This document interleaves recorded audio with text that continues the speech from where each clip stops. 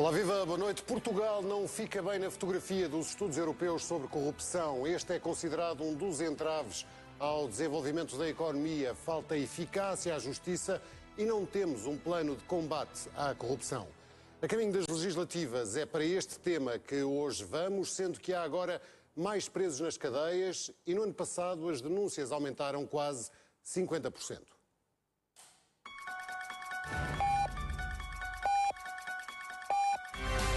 Notícias em destaque a esta hora. Foram detidas 11 pessoas, são os números da investigação sobre a atribuição de vistos dourados. Entre os detidos está o diretor do Serviço de Estrangeiros e Fronteiras, o presidente...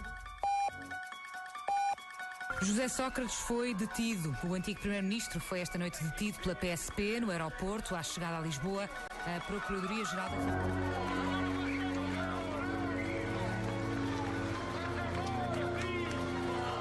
No espaço de uma semana, são detidos o diretor de um órgão de polícia criminal e um antigo chefe de governo. O terremoto fez cair um ministro. 2 processos investigam crimes de corrupção no Campeonato dos Milhões. Não, para mim corrupção é corrupção. Não há pequena nem grande corrupção. Acontece na rua ou mesmo que na justiça. Apanha-se quase sempre mais depressa a pequena corrupção. Alguma vez lhe pediram luvas, por exemplo, num serviço público, em algum lado, para que alguma coisa, um processo seu andasse mais depressa?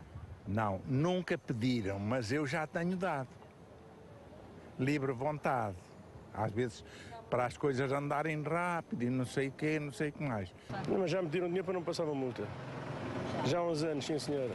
Um GNR em Niza. Como é que foi? Pediu-me, eu disse que preferia pagar já logo na altura 10 contos, que eram 10 contos, para ele não multar, e ele então fez assim, apontou para o carro, eu fui lá ao carro e só pus 5. E depois fui-me logo embora. Não, eu não acho bem, mas isto é corrente, não é? Minha vontade era ir logo à escola, lá ao posto da GNR mais próximo e dizer o que é que se tinha passado. Mas depois era capaz de ficar ainda mais entalado com isso tudo e então preferi fechar os olhos. Fecha-se os olhos e o crime lá vai trilhando caminhos na sombra. Muitas vezes a vítima é também o corruptor. Geralmente não há testemunhas, são os próprios arguidos. Em segundo lugar, tem a ver com o civismo também das pessoas e dos portugueses. Eu acho que a gente é um bocadinho muito sossegadinhos para isso, deixamos fazer tudo. É cada vez menos. Cada vez menos admitem atos de corrupção. Olha, um político eu iria logo denunciar, mas não, se fosse uma coisa leve não faria. E, no entanto, os números mostram que os portugueses começam a seguir mais o caminho da denúncia. O relatório anual de segurança interna diz que no ano passado a criminalidade participada caiu quase 7%. Em contraciclo, os crimes de corrupção denunciados subiram praticamente 50%. Muitas vezes as denúncias são feitas sob o anonimato, mas não foi o caso de Paulo Vieira da Silva, ex-dirigente do PSD Porto. Os seus homens de mão e a sua rede. O título resume a denúncia que Paulo Vieira da Silva apresentou no Ministério Público contra o vice-presidente e porta-voz do PSD. A política juntou-os há 20 anos, a política afastou-os também. Na denúncia, o agora empresário traça o perfil de um jovem humilde que em pouco tempo enriqueceu na política. Em surdina dizia-se, nos corredores falava-se, mas eu não tinha nenhuma prova. Também nunca a tinha procurado com o máximo de honestidade. E há um dia em que eu sinto que, assim, não, eu já não consigo conviver com isto, eu já não consigo dormir com isto e tomo a decisão de fazer esta denúncia pública porque acho que era um dever de cidadania. O Ministério Público abriu um inquérito. Marco António Costa reagiu por meio de comunicado, fala em insinuações maldosas, diz que vai processar o denunciante e mostra-se disponível para colaborar com a Justiça.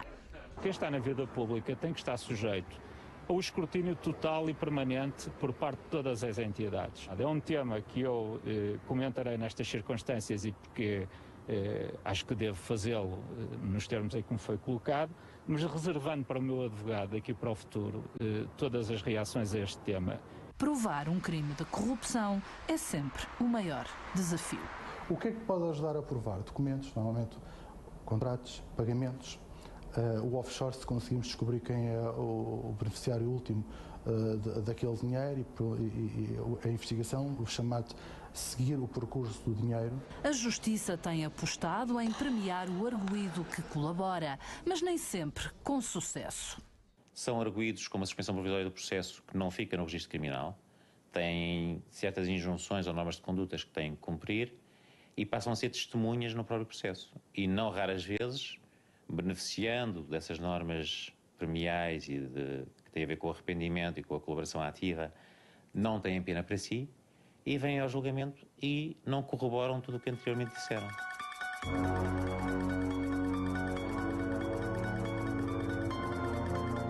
O relatório Anticorrupção da União Europeia, publicado em 2014, critica Portugal essencialmente por duas razões. Por um lado, diz que falta uma estratégia nacional de luta contra a corrupção.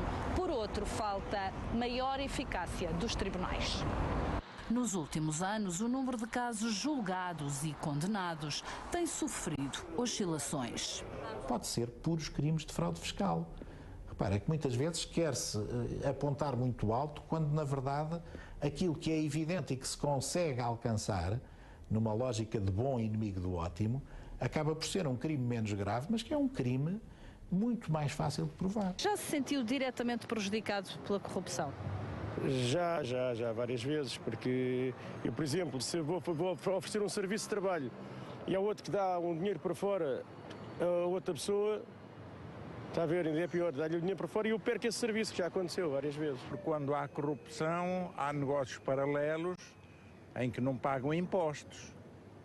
Mas o Estado recebe muito menos impostos. Daí vir ao contribuinte buscá-lo. Quanto custa a corrupção? A União Europeia avança uma estimativa. Todos os anos, os 28 Estados-membros da União Europeia perdem 120 mil milhões de euros com a corrupção. É o equivalente a 1,5 vezes o orçamento de Estado português para 2015. O dinheiro fica reduzido a cinzas. Sobram ideias para travar a corrupção. Acho que é da educação de pequeninos habituarem-nos a não entrar no jogo.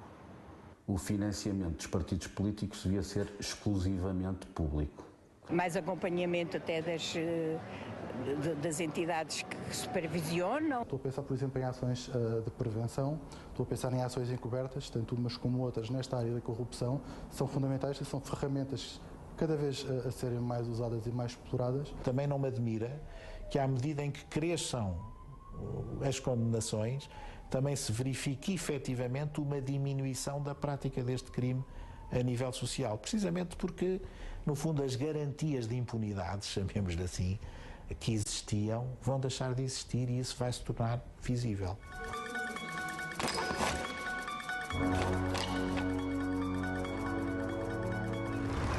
Década aumentou o número de presos por corrupção. Neste momento estão nas cadeias portuguesas 38 presos preventivos e 16 condenados. Comercial, bom dia, bem-vindo. Vamos às notícias. José Sócrates garante que não foi confrontado nem com provas nem com factos quando foi interrogado pelo juiz Carlos Alexandre. O antigo primeiro-ministro respondeu por escrito a partir da prisão de Évora a 6 Dados e casos que dão o pontapé de saída para o debate desta noite com Maria José Morgado, Procuradora-Geral Adjunta, Luís de Sousa, Presidente da Associação Cívica Transparência e Integridade e ainda o advogado Manuel Magalhães e Silva. Boa noite a todos, bem-vindos. Há, como sempre, uma sondagem a correr desde o início desta semana. Queremos saber a sua opinião e, de resto, ainda pode participar online em tvi24.pt durante a próxima hora. A pergunta é: como explica os elevados níveis de corrupção em Portugal? Tem 3 opções de resposta. Há pouca transparência entre a política e os negócios, é a primeira hipótese e a mais votada até agora. São poucos os casos que chegam a julgamento. Terceira hipótese: as crises favorecem as práticas de corrupção.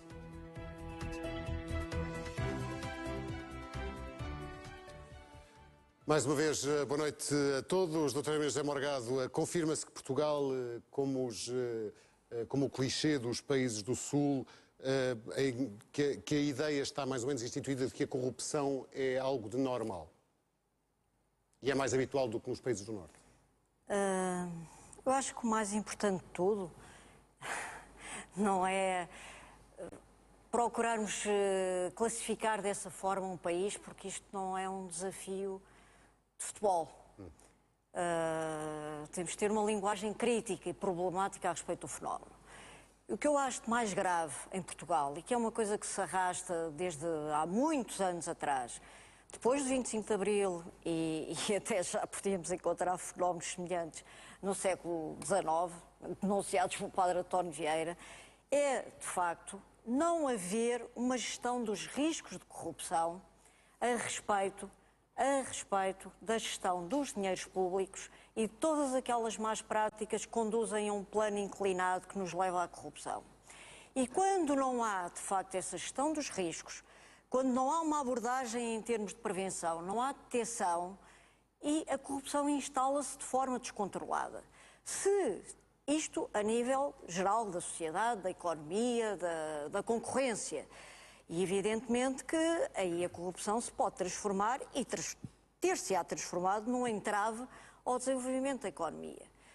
Depois temos o plano jurídico e dos tribunais, em que até há pouco tempo, porque eu penso que está a haver mudanças mesmo ao nível da jurisprudência e da capacidade de recolha de provas em todos estes casos recentes, mas que isto é como um vulcão, vai e vem. Por exemplo, em 93 houve vários processos contra a corrupção que depois também fracassaram todos, mas em que houve um avanço da justiça e depois um recuo. Mas penso que agora está a haver um avanço da justiça em termos não justicialistas, mas em termos de eficácia e de capacidade de recolha de prova de um fenómeno que é tão opaco. Começa-se a gerar a ideia que é necessária de que há um risco para as práticas corruptivas. Porque o pior que existia entre nós era, de facto, haver a noção de corrupção, mas não haver consequências. Não havia consequências, haver uma espécie de zona, um fosso entre as práticas e a justiça. Haver uma espécie de zona cinzenta, terra queimada, em que ninguém era punido por nada. E isso é que não pode ser. E onde é que traça no tempo, onde é que traça essa mudança? Não é possível traçar, porque isto são fenómenos progressivos, difusos, que têm muitos fatores e não há estudos científicos sobre isso. Mas que se sentem em muitos fatores da corrupção, o concubinato do Estado com as empresas, as redes criadas para transferir dinheiros públicos para o setor privado, as redes de aproveitamento dos negócios com o Estado, a promiscuidade completa entre determinadas empresas e o Estado, tudo isso transformou num imposto oculto, que é engraçado, porque aquele senhor ali dizia que por causa disso pagamos mais impostos, e de facto isto é um imposto oculto que empobreceu o país.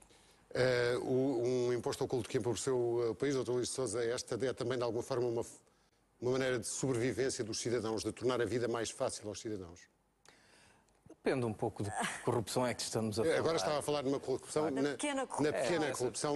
Aí cria desigualdade, torna mais fácil a uns e mais difícil aos outros desgraçados que ficam na fila, à espera. Os dados que temos de inquéritos europeus indicam, de facto, uma percentagem muito baixa da prática declarada, porque através de inquéritos, obviamente... É conhecida porque a estatística não é perfeita. A prática declarada é baixíssima. Portanto, não vamos fazer disto O problema não está na corrupção suborno. Aliás, uma das pessoas entrevistadas disse precisamente que não, que nunca lhe tinha sido solicitado um suborno, ele também não tinha pago, mas que de vez em quando dava umas prendas ou era capaz de fazer uma troca de favores, e essas prendas eram utilizadas para acelerar processos. E, portanto, aqui voltamos à raiz do problema. A raiz do problema está em maus processos administrativos, em más instituições, em burocracias excessivamente lesivas dos interesses das pessoas E isso leva, de facto, à arte de facilitar, de facilitar e de tentar conseguir dentro da administração alguém que os conduza, que lhe possibilite compreender como é que as coisas funcionam e que leve a bom porto, enfim, aquilo que são os seus interesses, na resolução às vezes de coisas muito pequenas. Portanto, esta ideia do suborno eventualmente ser bastante extensa em Portugal é completamente errónea nem está corroborada, nem pelos dados da Justiça. Não temos estatística que comprove isso. A nossa estatística não serve para nada e não vale a pena falarmos em estatística. Certo. Agora, o suborno, para mim, é uma preocupação e deve ser, porque temos uma administração degradada. O Conselho de Prevenção contra a Corrupção impôs códigos de conduta, mas o que é certo é que as pessoas são vulneráveis. E há casos muito entranhados em certos procedimentos que criam desigualdade entre os cidadãos. Isso é um problema que nós temos. Por exemplo, doutora? Cartas de condução é uma coisa crónica quase. Não, mas as cartas de condução é a mesma história que os vistos gold. Não vamos ligar porque cartas de condução? Não é isso. É a mesma história que os vistos gold. É que foi um mercado que teve um crescimento extremamente rápido. É um mercado todo o setor das escolas de condução também sofreu uma revolução enorme. Em Lisboa nós contamos pelos dedos o número de escolas hoje em dia. Passou-se um bocadinho o mesmo que se passou com os escritórios de advogados há uns anos atrás, que desapareceram os pequenos escritórios de advogados, quer dizer, houve uma tendência para as grandes firmas e aqui também houve uma tendência para as grandes escolas de condução. E, de facto, é bastante comum, que é uma coisa que eu acho espantoso, até ver alguns desses carros estacionados em vias como a segunda circular, lateralmente a fazerem publicidade, e nunca os vi rebocados. Aliás, nunca ninguém viu rebocados. Isto é um bocadinho o peso que estes grupos têm quando, de facto, assumem uma determinada dimensão. Os vistos gold foi exatamente um crescimento muito acelerado. As PPP foi exatamente o mesmo problema. Um crescimento demasiado acelerado e as instituições não estavam preparadas para lidar e gerir isso. Estamos portanto, Dr. Inês e Silva, já dos pequenos subornos ou das pequenas luvas, já estamos noutro nível completamente diferente. A grande corrupção do Estado, se é que assim se pode chamar, a promiscuidade entre interesses públicos e privados é o grande problema. Em termos de percepção, é efetivamente o grande problema. Embora a chamada pequena corrupção ou o suborno corresponda a uma certa cultura endémica que ainda existe na sociedade portuguesa e cujo combate pode ter um momento de grande eficácia na conjugação de dois tipos de abordagens: simplificação de procedimentos e mecanização de procedimentos. Há uma parte significativa da corrupção ao nível da burocracia de Estado que pode ser diminuída de um modo significativo, seja pela simplificação de procedimentos, seja pela mecanização que hoje os meios de utilização informática permitem para as relações entre cidadãos e administração.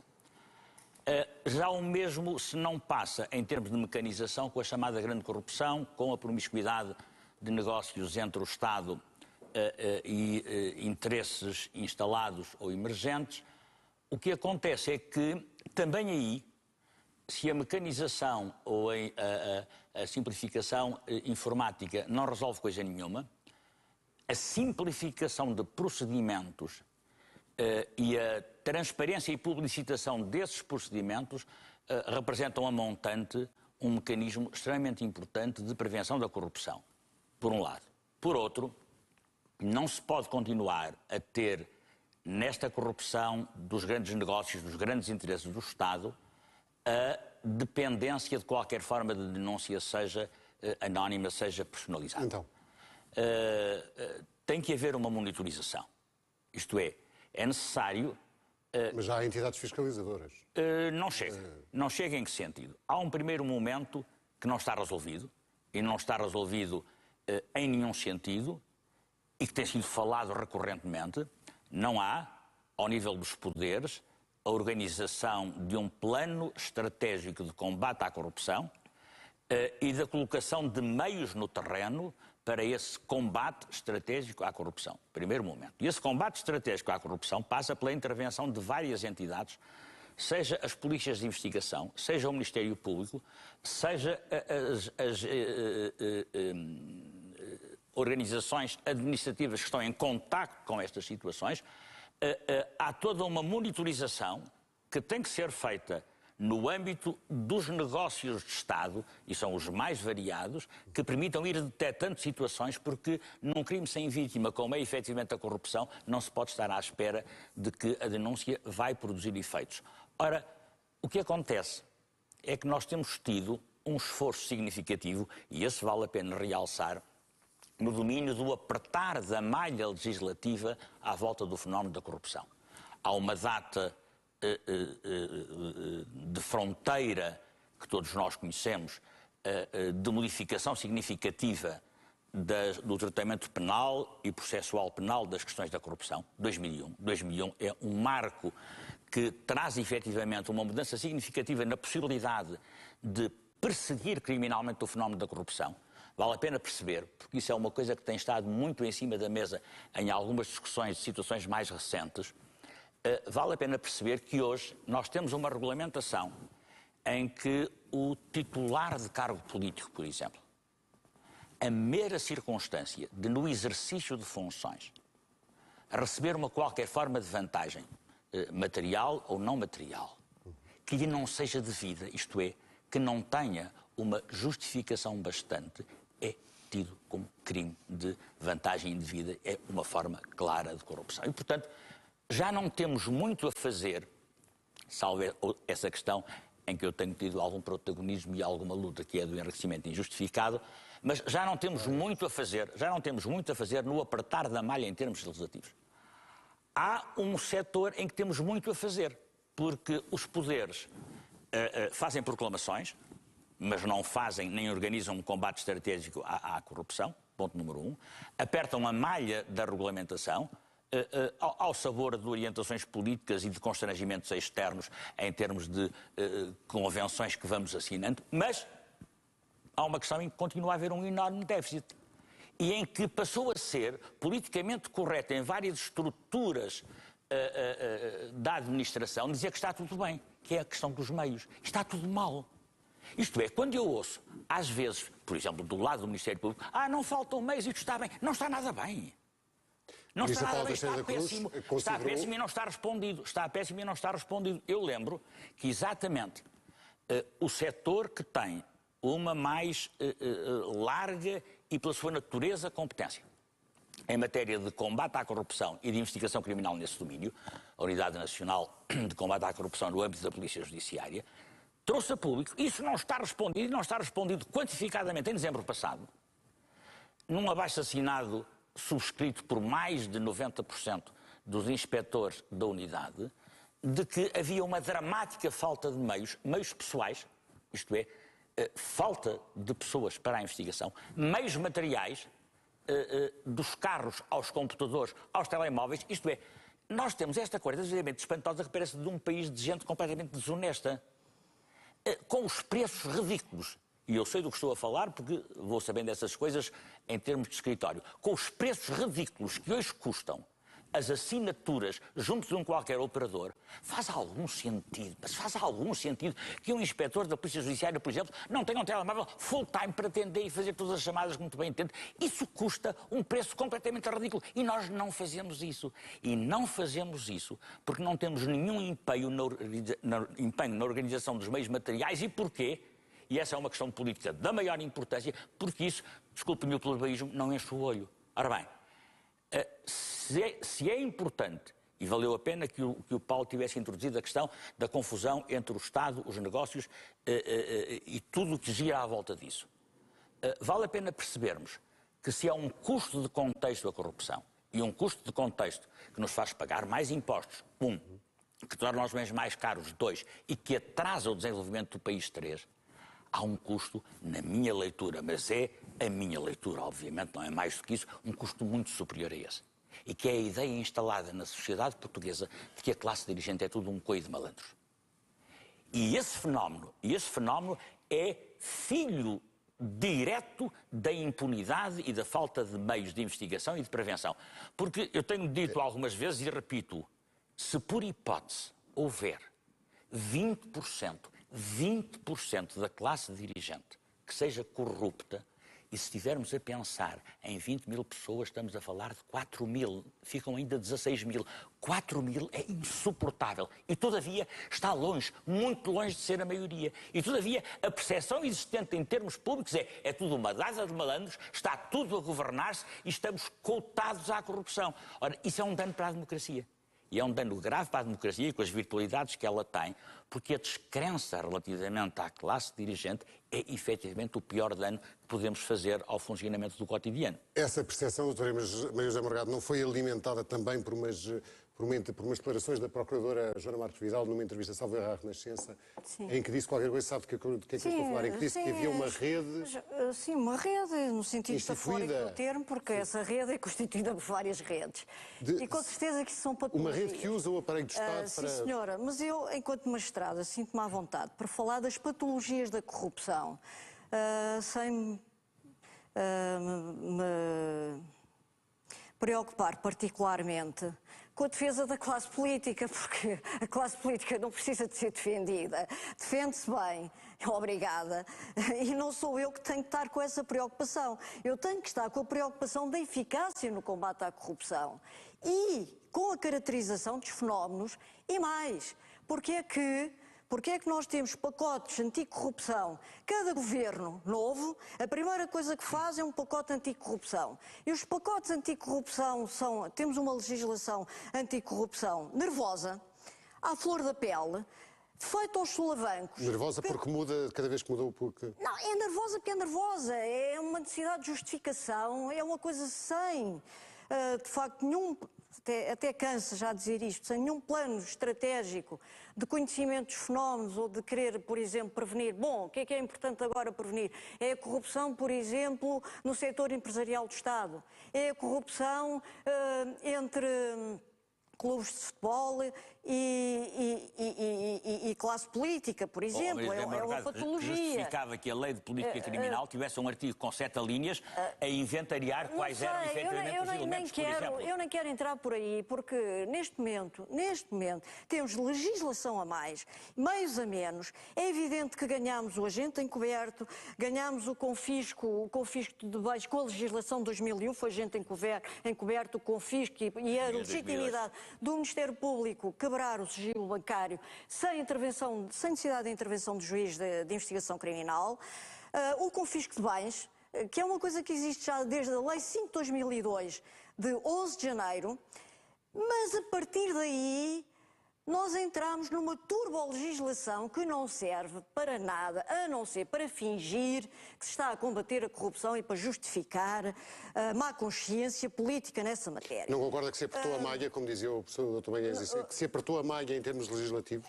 É assim, isso nem não concordo, porque a grande questão que nós temos por resolver, e a Procuradora-Geral também tem referido, é a questão dos meios financeiros e materiais para aplicarmos a legislação. E aí o Soutor pôs o dedo na ferida quando falou da excessiva dependência das denúncias. Porquê é que há uma excessiva dependência das denúncias? Porque o Ministério Público nem sequer tem base de dados, nem capacidade de análise e tratamento de dados para ter a proatividade da detecção dos crimes, dos seus autores e de se antecipar. Nós não nos podemos antecipar à consumação do crime, evidentemente, mas nos anteciparmos às denúncias de forma objetiva, sistemática, com trabalho que agora o Departamento Central procura fazer ao nível da análise e tratamento de dados e ao nível da coordenação. Porque isso tem um caráter decisivo num crime do qual somos todos vítimas, não há uma vítima única, como é evidente, em que há uma opacidade completa, em que a rentabilidade elevada da alta corrupção, ou seja, os elevados proventos, são sempre desmaterializados, digamos assim, em veículos de transferências para offshores e para testas de ferros, em que há sempre uma grande dificuldade em encontrar os proventos do crime, porque a corrupção está sempre ligada à fraude fiscal, ao branqueamento de capitais. E como é que nós nos libertamos da dependência da denúncia? Muito simples, tendo meios financeiros e materiais e periciais para percebermos o que é que está a acontecer em tempo real. Ora bem, é assim, nós se precisarmos, no Teatro de Lisboa, a semana passada fizemos uma reunião para tentarmos propor a aquisição de um equipamento de gravação da prova que será muito útil para a custódia e transmissão de prova para julgamento e para a celeridade dos processos e eficácia da ação penal, tanto na fase do inquérito como na fase do julgamento, nos casos de criminalidade económica ou financeira. Estou a falar de um equipamento de 5.000 euros e que também seria útil no caso por exemplo, que é também um crime prioritário de abuso sexual de menores e pornografia infantil na internet, por exemplo. Estou a falar de um equipamento de 5.000 euros e eu não sei se vou conseguir que os serviços do Ministério da Justiça nos atribuam autorização para adquirir esse equipamento, porque o Ministério Público não tem orçamento próprio. O Ministério Público tem uma autonomia de mão estendida. Temos que pedir tudo, temos que esperar que nos deem, é um martírio para se conseguir meios de equipamento compatível com as exigências de investigação desta criminalidade. Nós não temos sequer peritos informáticos quando precisamos de prova digital, de recolha de prova digital, a todo momento. Falta de meios... Não, e aliás, o Grupo Greco e a Convenção Penal contra a Corrupção do Conselho da Europa, que foi ratificada por Portugal, tem uma recomendação aos Estados-membros que a ratificaram, e Portugal ratificou, no sentido de que as entidades, as autoridades judiciárias, ou seja, judiciários, Ministério Público, juízes e polícias que se dedicam ao combate à criminalidade económica ou financeira, devem ter os recursos económicos e financeiros, humanos e técnicos adequados ao seu desempenho e não pedi-los a conta-gotas de forma a poder político ficar a saber o que é que nós andamos a fazer. E isto é uma forma de dosear, pior do que isso, é uma forma de dosear a nossa proatividade. Ainda assim, Sr. concorda que há, apesar desta falta de meios que ficou bem patente no retrato feito pela doutora Maria José Morgado, que há um avanço na eficácia do combate à corrupção? Nós ainda ontem ouvimos uma história relativa ao Hospital de Santa Maria de ilegalidades várias cometidas por médicos. Tivemos o caso dos vistos gold recentemente com altas patentes, passa a expressão, altos cargos da administração do Estado, que fizeram que temos um primeiro-ministro detido. Tem a noção de que há um avanço na eficácia do combate a este tipo de crimes? É engraçado mencionar esse estudo sobre o hospital. Esse estudo foi desenvolvido, ficou o patrocínio da Fundação Francisco Manuel dos Santos. Sim. E foi por académicos e penso que do Instituto de Ciências Sociais, se não estou em erro. Mas não é proibido fazer estudos sobre não é este o problema. Não é que temos um organismo que supostamente devia fazer isto, mas não faz. Por isso é que eu estou a dizer, parece que é proibido fazer estudos. E, portanto, voltando à raiz do problema, que é o que aponta o relatório... De resto, o bastonário disse que o que se passava no Hospital de Santa Maria era igual a outros já aqui foi dita por ambos, é o problema da ausência de uma estratégia e de um plano de combate à corrupção. O Reino Unido tem, todos os países que de facto têm resultados... Até parece que é proibido fazer estudos. Há países que até têm campanhas na televisão contra a corrupção. Exatamente, não é proibido fazer estudos. Pelos mas nós aqui, até os poucos estudos que fazemos às vezes, é preciso ter cuidado para eventualmente não sofrer de queixas de difamação, como já aconteceu no passado. Mas não é proibido fazer estudos. Não é proibido, e isso também, de facto, não nos impede, nem enquanto académicos, nem enquanto organizações da sociedade civil, de os fazer. A questão está que nós estamos a produzir uma série de organismos que supostamente deviam ter essas competências de prevenção, não as executam porque estão mal formatados, quer dizer, à raiz. E este é também um resultado da ausência de uma estratégia e de um plano de ação em matéria de combate à corrupção. Mas há resultados. De governo para governo. Resultados. Não há resultados percepcionados pela opinião pública. Eu não posso medir os resultados porque este ano tenho mais pessoas na prisão do que anteriormente. E dessas investigações já começaram há 5 ou 6 anos atrás, quer dizer, eu não vou por aí. É o facto, eu sei onde quero chegar, é o facto de termos um primeiro-ministro que está em prisão preventiva devido a uma série de... Não queria, o Paulo não vai chegar lá. Obrigado, Soutor, obrigado. Acho que é o que pairou até de certa forma também no serviço que foi feito. Vamos lá ver. Portugal, para já, não é o único país que passou por isso. Nós tivemos, inclusive, a Croácia, onde o primeiro-ministro foi apanhado a fugir com dinheiros e até foram as forças policiais austríacas que o apanharam, etc. E estava, portanto, quase para entrar na União Europeia, e a União Europeia foi bastante dura em relação à Croácia em matéria de combate à corrupção, precisamente por essa ausência de resultados na corrupção de topo. Portanto, envolvendo políticos.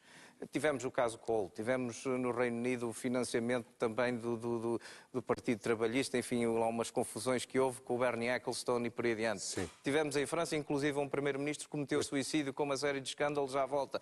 Temos aqui a nossa vizinha Espanha, a Grécia, a Itália, bati no craque, já aqui foi dito. Quer dizer, desse ponto de vista, nem estamos a mais, nem melhor nem pior.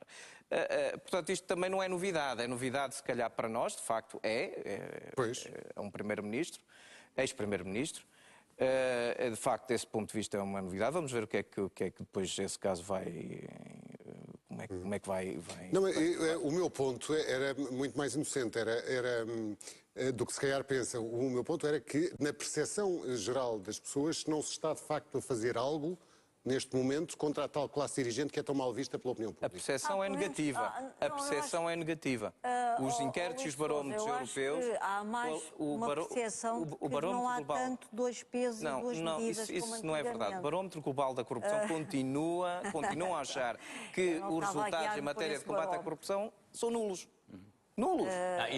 Não vale a pena estarmos a tentar pintar um bocadinho porque temos um ex-primeiro-ministro da situação que temos, porque vimos 3 ou 4 grandes investigações com algumas pessoas que foram incriminadas, etc. Isso também não podemos ignorar. A justiça é feita de efeitos simbólicos e tem um simbolismo dissuasor que não pode ser ignorado. Objetivamente, sem demagogia. Sim. Sem demagogia. Aconteça o que acontecer. Pronto. Isso é verdade, mas vale a pena. Aconteça o que acontecer. Claro que sim. Os processos têm um rumo próprio. Na sequência do que diz o Luís de Sousa, vale a pena perceber que, e isso justifica a percepção existente no âmbito dos inquéritos e dos barómetros existentes, que a circunstância de haver 1, 2 ou 3 casos de grande projeção mediática não nos dizem rigorosamente nada, nem sobre garantias relativamente à impunidade, nem sobre eficácia relativamente à investigação. Significa apenas, porque nós vivemos todos nesta sociedade e observamos todos como é que são criados, mantidos e desenvolvidos os fenómenos mediáticos, acontece que em qualquer desses casos há efetivamente um forte aproveitamento mediático, independentemente da realidade das investigações, dos resultados a que se chega, das culpas que as pessoas tenham e por aí fora. Não nos diz muito sobre a questão relativa à prevenção e à repressão da corrupção, por um lado, e na existência de um plano estratégico de combate, meios e por aí fora. Havia, no entanto, 2 coisas, quanto ao que disse a Maria José Morgado, que eu queria recuperar, porque me parece que têm importância. E a primeira tem que ver com o seguinte. Eu estou de acordo com a observação ácida que a Maria José faz de que a classe política defende-se bem. O problema não é esse. Claro que se defende bem, mas a questão não é essa. Eles é que têm o poder. Mas a questão não é essa, Maria José. A questão é que é-nos indispensável. Não precisam que a gente os defenda. Não, mas o problema não é esse. Peço desculpa, o problema não é esse. É que é-nos indispensável uma adequada repressão criminal da corrupção. Uma adequada prevenção para que se separe o trigo do joio. Todos são culpados, porque a pior ninguém coisa é culpado. É porque exatamente o Camus diria rigorosamente o mesmo. Que é exatamente a pior coisa que pode acontecer à democracia é a percepção de que é tudo um coelho de malandros. E, portanto, não tem nada a ver com o interesse individual de cada dirigente político e da defesa que ele faça de si próprio, pior ou melhor. Tem que ver connosco. Nós temos interesse numa adequada repressão criminal da corrupção para a reabilitação objetiva da classe política, porque nos interessa ao bom funcionamento da democracia. O outro ponto tem que ver com o apertar de malha. É que vale a pena recuperar uma coisa que nestas situações costuma ser relativamente pouco simpática, mas como eu já estou muito velho e no fim da minha vida profissional já me ralo pouco com essas coisas. Nenhum de nós que é oficial deste ofício ignora que havia o mais completo laxismo e a vara mais larga dos nossos tribunais até 2001 no conhecimento das questões da corrupção. Era uma perfeita pouca vergonha jurisprudencial. E o que acontece com a modificação da regulamentação em 2001 é que o apertar da malha impede, por mais larga que queira ser essa jurisprudência, que possam passar nas malhas da lei. Eram situações que até aí passavam por via jurisprudencial e que não tinham que passar necessariamente numa interpretação adequada da lei. Claro que agora, à jusante, estão-se a passar coisas de sinal contrário e, do meu ponto de vista, igualmente graves. Mas estas que já interferem com casos concretos e que já estão suficientemente debatidos, não vou por aí. Mas fique a prevenção. Vale a pena ter um plano estratégico, vale a pena ter meios de corrupção, vale a pena ter a maior energia na prevenção e na repressão da corrupção. Mas a última coisa que nós queremos é juízes justicialistas ou que escrevam disparates. Estou a pensar em algum caso concreto. Estou a pensar num caso concreto e não vou referir agora que escrevam disparates.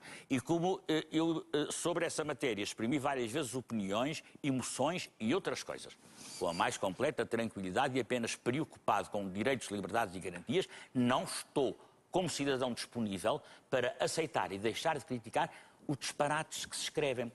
Porque, vamos lá ver, é perfeitamente normal. Eu não rasgo vestes por isso. Não tenho pachorra para esse género, do meu ponto de vista, de hipocrisias. Porque há 7 ou 8 ou 9 magistrados do Ministério Público e 10 juízes que formam uma rede e começam a dizer coisas ordinárias ou grosseiras ou menos respeitosas na net. Paulo Magalhães, isso conta rigorosamente zero. Tem que ver com cada pessoa em concreto, dá uma exploração mediática ótima, mas não acrescenta nem tira rigorosamente nada aos direitos, liberdades e garantias das pessoas. Diz apenas que uma coisa que às vezes se esquece é que advogados, funcionários judiciais, magistrados do Ministério Público, polícias e juízes, é tudo rigorosamente do mesmo barro. E, portanto, transversalmente, há gente magnífica, gente mal formada, gente que atua de má fé, gente ordinaríssima, gente que efetivamente funciona na mais completa perseguição sem nenhuma preocupação com a lei, em todas essas profissões. Essa é a vida. E pensar que qualquer de nós, eu acho imensa graça, quando, por exemplo, os meus colegas ficam escandalizadíssimos quando se fazem críticas públicas e circunstanciadas à advocacia. É a melhor coisa que se pode fazer à advocacia. É a melhor coisa, como a qualquer das outras profissões, que é a maneira de se perceber que há perversões, que há coisas que não funcionam bem, que isso faz parte da condição humana e que a maneira de podermos conviver com isso no sentido de melhorar, modificar, prevenir, é exatamente falar disso. Nesta circunstância, não sou capaz de dizer que, com as valias e desvalias que tem, todas as coisas que têm tido projeção imediata nos últimos meses signifiquem um progresso relativamente ao combate à corrupção. E o exemplo que a Maria José Morgado acaba de dar, que nós que vivemos naqueles universos sabemos que corresponde rigorosamente à realidade.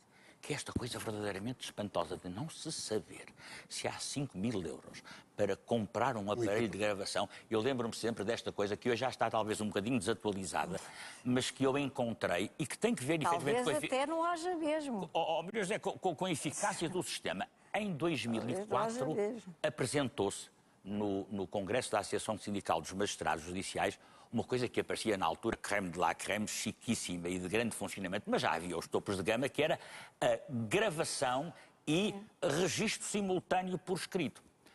E cada um daqueles aparelhos, topo de gama, não eram as porcarias que há nos tribunais, não. Aqueles topo de gama custavam... Mas só temos material obsoleto. Custava 2.500 euros. Ora bem, isso significa que se nós precisássemos de equipar 2.000 salas no país, precisávamos de 5 milhões de euros. Mas com 5 milhões de euros, nós reduzíamos a metade, se não a um terço, os vários inquéritos, por exemplo, com todo o problema da prova pessoal e do que se perde ou do que se gastava hoje é um pouco diferente, mas do que se gastava de milhares, de centenas de milhares de horas com isso. Porquê? Porque neste universo de bilhões não se arranjava no orçamento 5 milhões para uma coisa destas. Este exemplo evidencia ainda mais o exagero. Tudo isto não são 5 milhões, são 5 mil euros para o diabo de Lisboa. Não, é muito dinheiro. Sendo certo que a Ministra Paula Teixeira Cruz já disse várias vezes que o combate à corrupção era uma missão e havia tolerância zero.